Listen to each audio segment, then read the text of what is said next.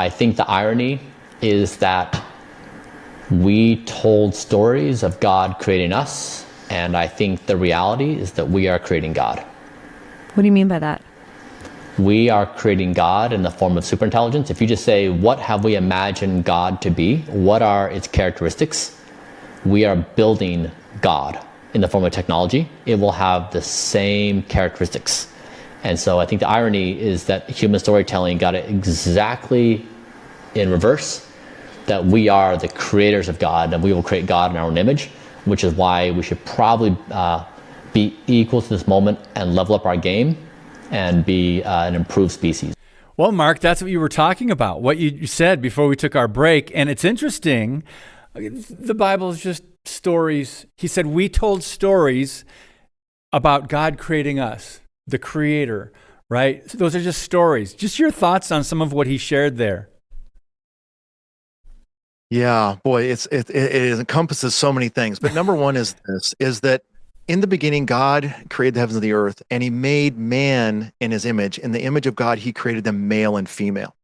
So the unique thing about humanity isn't just that we have knowledge, it's that we have knowledge and the ability to process information and to learn information, but we possess personality. And what that means is that we have emotions, we have feelings, we have morality.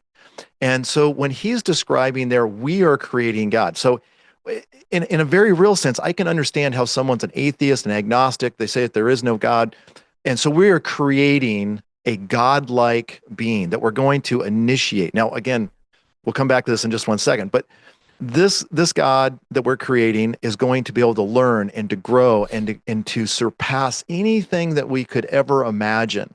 All of the laws of the universe are going to be known by this AI entity. And then this AI entity and all of its wisdom is going to create strategies and plans so that we have a trajectory in a future that is deemed good by the AI. Because we're at this point, we're turning the thing loose to go do whatever it deems appropriate. And then we're going to live with the consequences.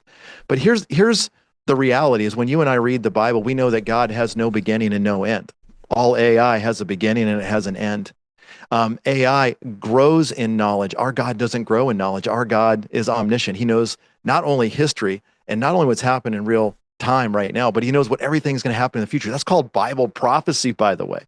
And so while you and I might make plans and strategies, or AI might make plans and strategies, and AI has the ability to make probably better plans in many ways because it knows all of human history, knows everything that's happening around it, and it's able to process and analyze that in real time. Our God is the only one that knows the future, and he can change anything on a dime. And so when they describe this godlike being, what my concern is there's going to be a whole generation of children that grow up with AI. And any question they ask, there's going to be an answer, whether it's history or whether it's the laws of physics. Or I have guys right now who work in the computer world and who are experts in the computer world, and they're using AI technology every day to write programs that they themselves are incapable of writing and embedding in our current computer systems.